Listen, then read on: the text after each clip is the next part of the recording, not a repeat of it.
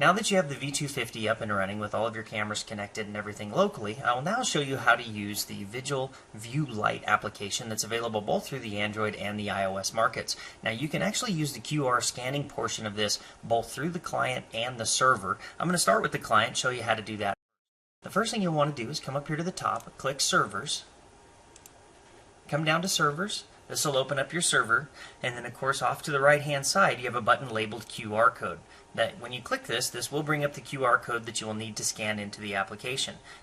So now here we are back on my phone. I will go ahead and jump into the View Lite 2 app. Now this is a brand new fresh installation of the View Lite 2 app, so you are going to end up with a couple of pop-ups, this being the first one. Would you like the application to send you notifications? Well, yes, I would like to get things like alarming and alerts and things of that nature, so I'm going to go ahead and click Allow. Now from here I could enter in the Visual Connect or the IP manually, but in this case I do want to use the QR code. Just simplify the heck out of this thing. In the upper right corner I've got the QR code button. I'll go ahead and click this and it'll say, hey, can we access your camera? Because of course it does need your camera to access the QR code. So I'm going to click OK, and now I can take this and present it to my QR code. Now from here we will need to enter in our username and password so that it can actually connect to it. So let me go ahead and plug that in.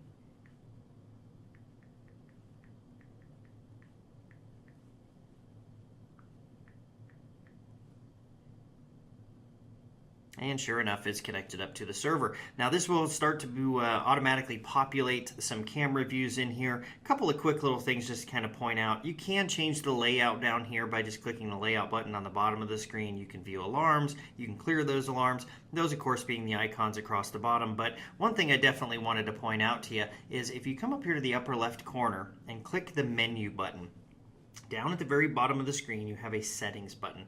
Within that settings button, there is a help menu at the bottom of the screen here. Well, what this does is this will actually launch you into the manual for both Android or iOS. And of course, I'll select iOS on this device. That's what we're using here. But we do have a really nice, very well put together manual.